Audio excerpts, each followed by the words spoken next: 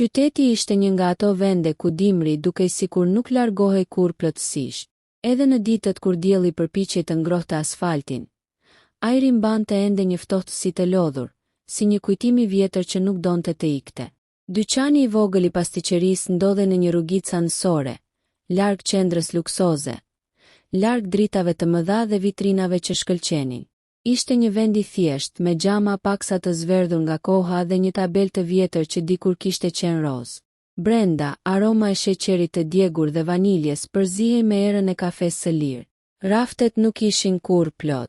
Çdo mëngjes përgatiteshin disa ëmbëlsira, jo sepse kishte shumë klient, por sepse pronarja ende besonte se një ditë njerëzit do të ktheheshin. Ajo besim i vjetër, kokfort, ishte arsyeja pse dyqani vazhdonte të ekzistonte. Në fund të pasdites, kur drita e ditës filloi të zbehej dhe rruga jashtu bëgri, dera u hap ngadalë. Një burr hyri brenda, i mbështjell me një pallto të vjetër që kishte humbur formën e saj origjinale. Këpucët i kishte të lagura dhe të konsumuara, sikur i kishte veshur për shumë vite pa pushim. Nuk ishte nga ata njerëz që tërhiqnin vëmendje. Përkundrazi, ai dukej sikur përpiqej të mos shihej. Ai qëndroi për disa qaste pranë derës, si dikush që po mendonte nëse duhet të ishte aty apo jo. Syt i lëvizte ngadalë mbi vitrinën e ëmbëlsirave, duke u ndalur tek tortat e vogla, tek kekët e mbuluar me krem që nuk ishin shitur gjatë ditës. Koha kishte lënë gjurmë mbi to. Kremi nuk ishte më aq i freskët, ngjyrat ishin zbehur pak. Pronaria e dyqanit, një grua rreth të 50-tave, e vuri re. Ajo ishte mësuar me njerëz që hynin, shikonin dhe largoheshin pa bler asgjë. Nuk e kishte më zakon të pyeste menjëherë. E dinte që ndonjëherë heshtja ishte më e rehatshme. Burri ju afrua banakut. Duart i kishte të qara nga të ftohtit, thonjë të shkurtër, të papastër. Në fytyrë i lexohej lodhja e dikujt që kishte kaluar shumë net pa gjumë të plot. Ai mori frymë thellë, si të përgatitej për diçka të vështirë. Zëri i tij ishte i ulët, pothuajse i turpshëm. A keni ndonjë tort të skaduar? Pronaria ngriti kokën ngadalë. Nuk ishte hera e parë që dëgjonte kërkesa të çuditshme, por kjo kishte diçka ndryshe. Ajo e pa drejtë në sy, duke kërkuar ndonjë shenjë talljeje. Nuk kishte.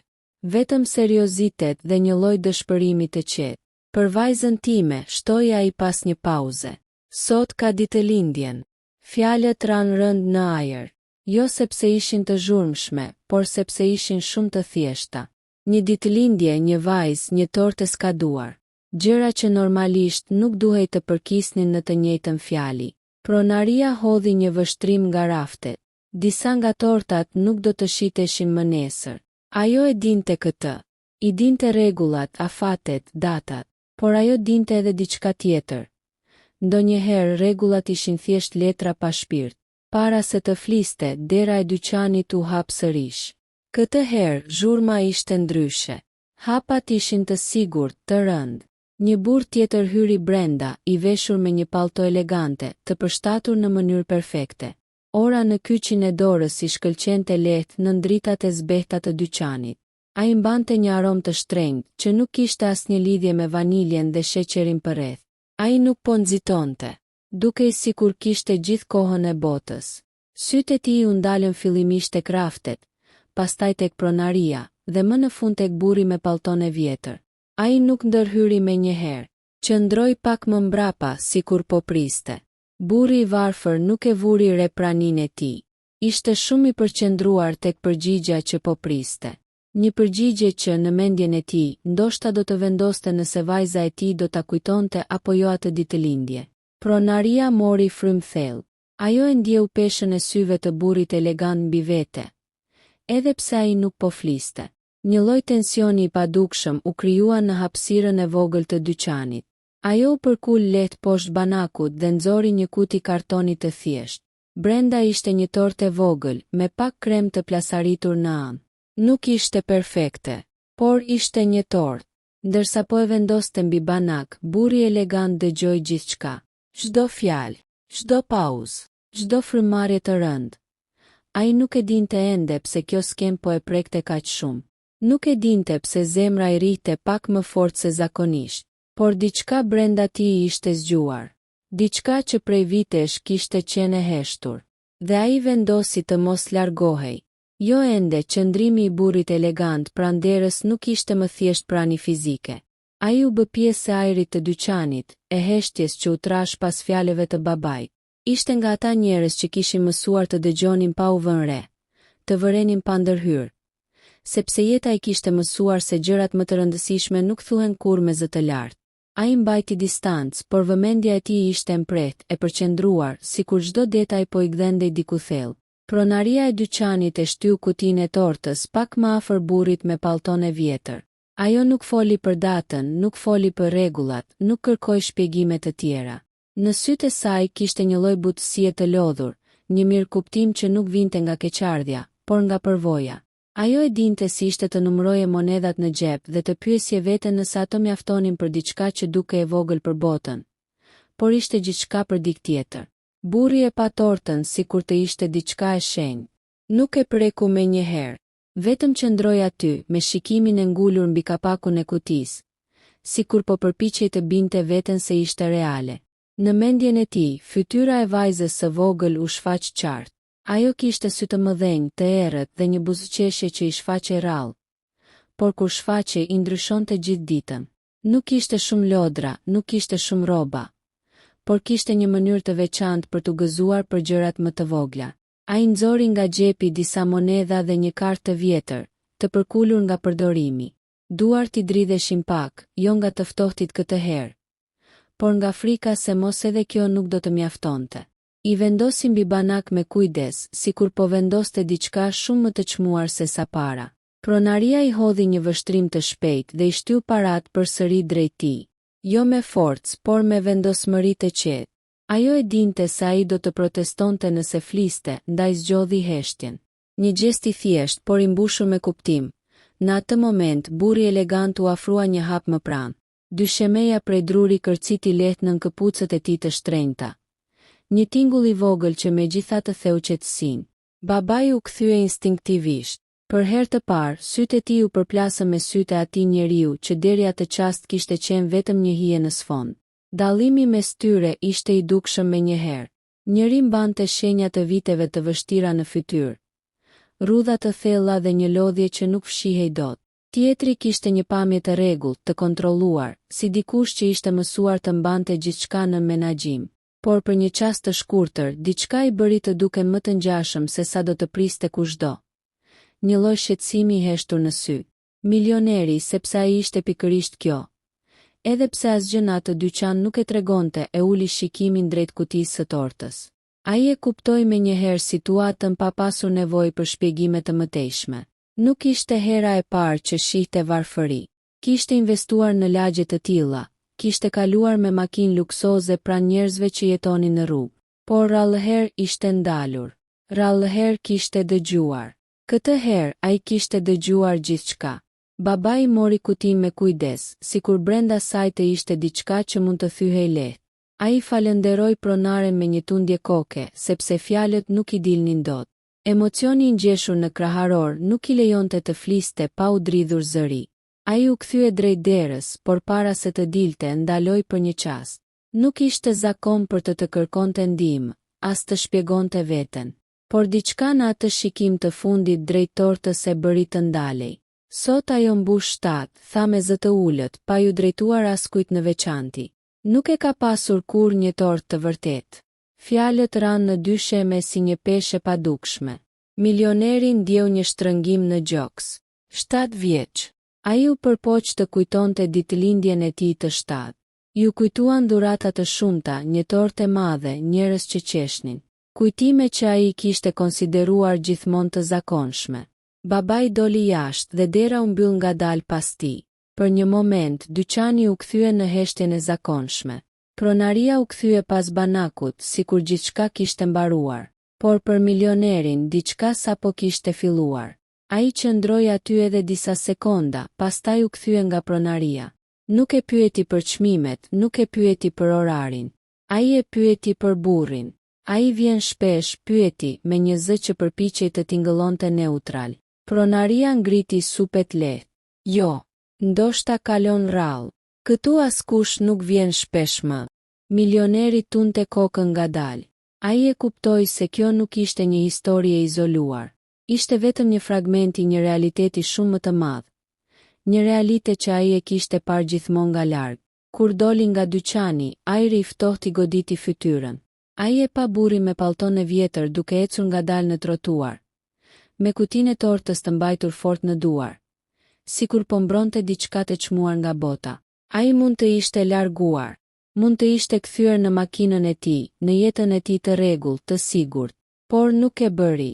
Ai e ndoqi nga distanca, pa u vënë re. Rrugët u bën gjithnjë më të ngushta, ndërtesat më të vjetra. Dritat e rrugës ishin të zbehta, disa nuk punonin fare. Milioneri po hynte në një pjesë të qytetit ku zakonisht nuk kishte arsye të vinte. Babai ndaloi para një ndërtese të vjetër, me mure të qara dhe një hyrje të errët. Ai u fut brenda, duke u ngjitur shkallëve të ngushta. Milioneri qëndroi jashtë për disa çaste, duke dëgjuar zhurmën e largët të qytetit. Pastaj mori frym thellë dhe ndoqi. Ai nuk e dinte ende pse po e bënte këtë. Nuk e dinte se si do të përfundonte, por e dinte një gjë. Nuk mund ta injoronte më atë që kishte dëgjuar. Diku në një apartament të vogël, një vajzë po priste ditëlindjen e saj. Dhe kjo mendim ishte i mjaftueshëm për ta shtyrë përpara. Apartamenti ishte i vogël, i ngushtë dhe i mbushur me gjurmë të kohës që kishte kaluar. Muret kishin ngjyrë të zbet, dhe disa pllaka prej drurit të vjetruara kishin filluar të shkëputeshin. Një dritare e madhe vetë me linte të hynte pak dritë dimri, që reflektonte mbi tapetin e rrallë dhe lodrat e shpërndara kudo në dhomë. Ajri mbante erën e bukës së pjekur dhe të lodhur, një aromë që vinte nga kuzhina e vogël, ku babai kishte përgatitur një supë të ngrohtë për darkë. Ishte një vend ku çdo gjë duke e përdorur, e vogël, por mbushur me kujtime dhe përpjekje të përditshme. Vajza qëndronte pranë dritares, duke vështruar borën që binte jashtë. Sytë e saj të mëdhenj ishin të shkëlqyeshëm, edhe pse fytyra e saj mbante një lloj serioziteti të pazakont për moshën e saj. Nuk ishte shumë zbukurime apo dhurata, thjesht një ambient modest që tregonte për jetën e përditshme dhe për dashurinë e pakushtëzuar të babait. Ai vinte gjithmonë përpara asaj që mungonte, dhe ajo e dinte këtë. Edhe pse shpesh nuk mund ta shprehte me fjalë. Kur dera u hap dhe babai hyri me kutinë e tortës, ajo u kthye menjëherë, dhe një buzëqeshje e vogël e ndrojtur u shfaq në fytyrën e saj. Nuk kishte nevojë për fjalë.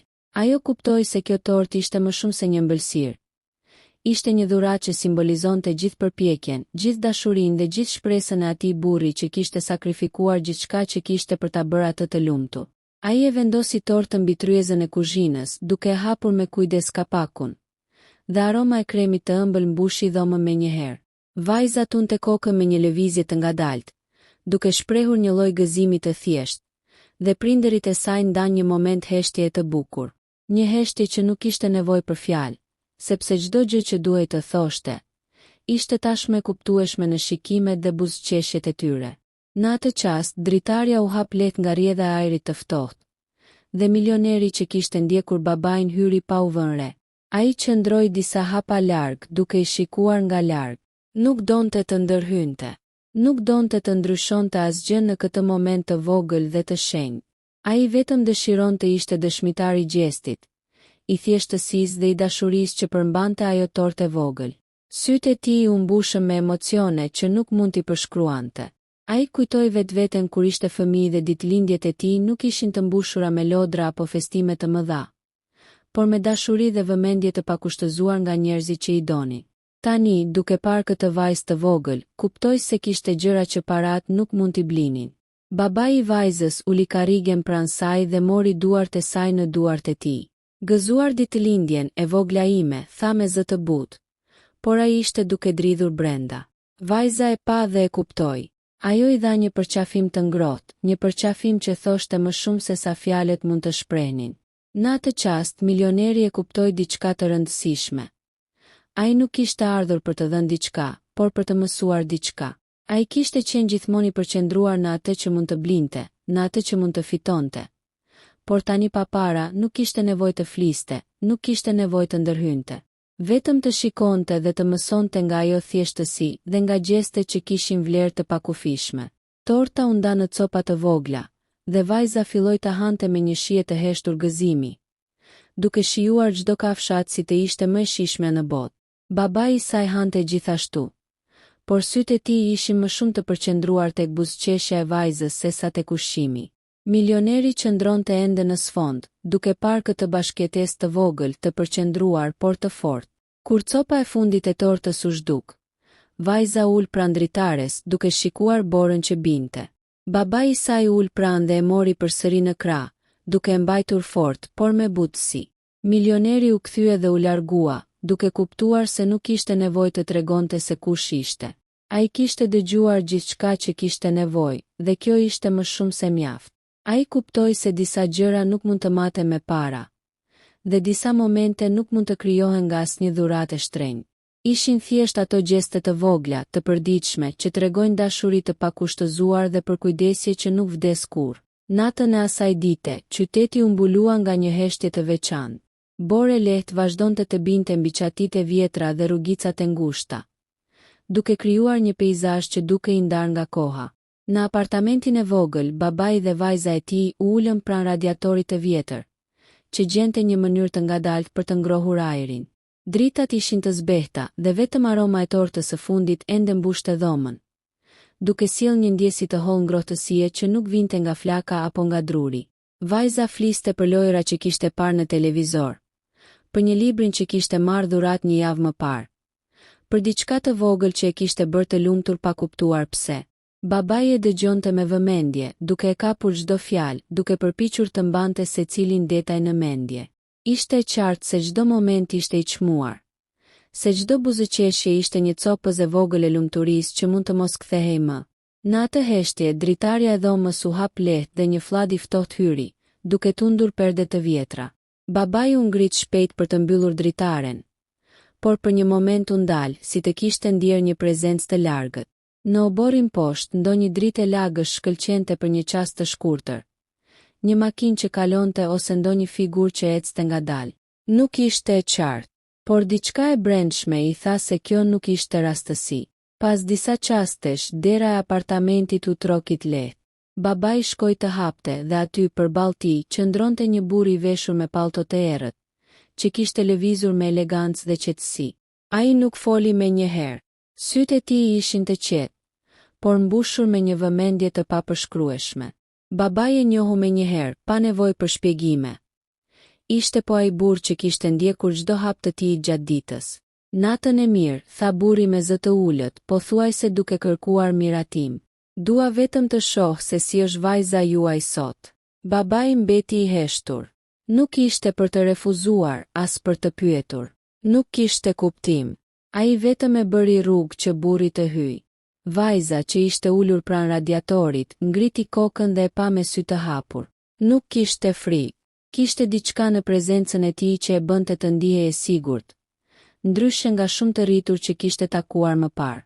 Burri i madh apo i vogël, fshati apo qyteti, nuk kishte rëndësi. Për të, ai ishte thjesht një njeri i ri, i qetë, që duke i kuptueshëm dhe i respektueshëm. Ai buzëqeshi lehtë, një buzëqeshje që nuk kërkonte asgjë përveç një momenti të heshtur bashkëjetese. Ai ul ngadalë në karrigen pranë tryezës dhe filloi të shikojë tortën që tashmë ishte pothuajse e zhdukur. Nuk foli për çmimin apo për cilësinë, as për faktin që ishte tortë e skaduar. Nuk kishte nevojë. Për të, ky moment nuk kishte të bënte me asgjë materiale. Ishte dëshmi e një gjëje të thjeshtë. Dashuria dhe përkujdesja nuk kërkojnë para. Nuk kërkojnë njohuri të mëdha, vetëm vëmendje dhe kohë. Babai ndjeu një lloj lehtësimi. Një pjesë e tij kishte menduar se çdo gjë që kishte bërë nuk ishte e mjaftueshme. Por tani në këtë dhomë të vogël, duke parë vajzën e tij të lumtur dhe duke parë këtë burr të qetë pranë tyre, ndjeu se kishte bërë gjithçka si duhet. Çdo sakrificë, çdo mundim, çdo natë pa gjumë kishte pasur kuptim. Vajza, e ndjer nga prezenca e tij, e ftoi pa fjalë në lojën e saj. Nuk kishte nevojë për urdhra apo instruksione. Ajo filloi të tregonte lojërat e saj dhe burri, pa pyetur asgjë, filloi të luante bashkë me të. Ishte një marrëdhënie e thjeshtë, e paqartë, por e ndërtuar mbi respekt dhe vëmendje. Nuk kishte konkurrencë, nuk kishte pengesa, vetëm një bashkëjetesë e qetë dhe e sinqertë. Në atë çast, milioneri e kuptoi se kishte hyrë në diçka më të madhe se një histori ditëlindjeje. Ai po bëhej dëshmitar i një lidhjeje të paprekshme, një marrëdhënie që nuk mund të matet me para apo status. Ishte diçka që linte nga dhimbja, përpjekja dhe dashuria e përditshme. Ishte e gjallë, reale dhe e pafund. Kur nata ra plotësisht mbi qytet, dhe dritat e rrugës reflektuan mbi borën që ende binte, babai dhe vajza ulën pranë dritares, duke parë qiellin e qetë. Burri i veshur elegant qëndroi disa hapa më larg, por nuk largohej. Ai kishte kuptuar që një moment i vogël mund të ndryshojë jetën më shumë se sa çdo dhuratë e shtrenjtë, çdo investim apo vendim i madh biznesi. Ai kishte parë dashurinë në gjestet më të thjeshta, dhe kjo ishte më e vlefshme se gjithçka tjetër. Pas disa ditësh, qyteti filloi të duket ndryshe për milionerin.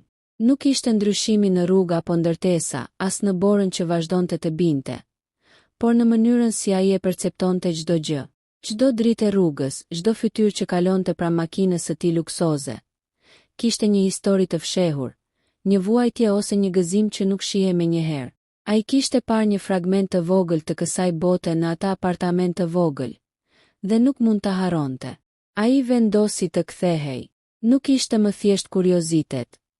Ishte një ndjenjë e thellë që nuk mund të injorohej. Dita tjetër, ai u shfaq përsëri në rrugicën ku ndodhej dyqani i vogël i pastiqerisë. Pronaria e njohu menjëherë, por këtë herë nuk kishte nevojë për fjalë. Ai mori një tortë tjetër të freskët këtë herë dhe një dhuratë të vogël për vajzën. Asgjë e shtrenjtë, thjesht gjëra të thjeshta që vinin nga zemra. Babai e pa nga dritarja, i habitur dhe i dyshueshëm. Nuk mund të kuptonte se si një njeri që dukej kaq larg jetës së tij mund të ndjehej kaq afër. Kur u takuan në oborin e vogël, miliona gjëra mbetën të pazbuluara, por një gjë ishte e qartë. Ky njeri nuk kishte ardhur për para apo për njohje. Kishte ardhur për të dhënë diçka që nuk mund të blihej. Vajza, e lodhur nga loja e mëngjesit, u afrua dhe e përqafoi me të dy duart. Milioneri buzëqeshi, duke ndjer diçka që nuk kishte ndjer prej vitesh. Nuk ishte luks, nuk ishte pasuri. Ishte thjesht një moment njerëzor, i pastër që i dha kuptim çdo gjëje tjetër. Ditët kaluan dhe një rutinë e re filloi. Milioneri vizitonte papritur, shpesh duke sjell diçka të vogël, një libër, një ëmbëlsirë, një letër me vizatime për vajzën. Babai filloi të kuptonte se kjo nuk ishte thjesht mirësi. Ishte një mesazh i heshtur që tregonte se disa gjëra të vogla mund të kenë ndikim të madh. Vajza filloi të buzëqesh më shpesh, të fliste më lirshëm, të luante më me gëzim. Babai, i lodhur nga jeta e përditshme, filloi të shikonte botën ndryshe. Dhe milioneri, duke parë këtë ndryshim gradual, kuptoi se aktet më të vogla të thjeshta mund të krijojnë një diferencë që nuk matet me para. Një ditë, ai e mori babain dhe vajzën për një shëtitje të vogël jashtë qytetit, në një park që dukej i harruar nga koha. Dita ishte e qetë, bore lehtë akoma binte, por dielli e ngrohiste gjithçka. Milioneri ul pranë tyre dhe i tregoi një histori të vetes, për fëmijërinë e tij, për momentet kur kishte ndjer mungesën e gjërave më të thjeshta. Nuk ishte një predikim, ishte një ndarje e përvojës që dha kuptim, që krijoi lidhje. Në atë park të vogël, diçka u ndryshua përgjithmonë.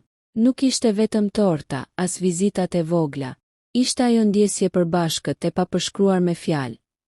Dashuria, respekti dhe aftësia për të vënë veten në vendin e tjetrit. Milioneri kuptoi se nuk ishte qenë thjesht një akt i rastësishëm.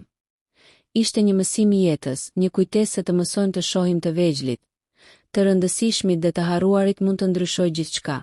Kur erdhi nata, babai dhe vajza u kthyen në apartament, duke mbajtur një ndjenjë të qetë dhe të ngrohtë. Milioneri u largua, por nuk largohej vërtet. Kishte lënë diçka që do të vazhdonte të jetonte, një ndikim të heshtur që nuk mund të fshihej nga koha. Dhe kështu një tortë e thjeshtë, një ditëlindje vogël dhe një burr që dëgjoi gjithçka ndryshuan përjetësisht jetën e tre njerëzve në një qytet ku dimri nuk largohej kur plotësisht.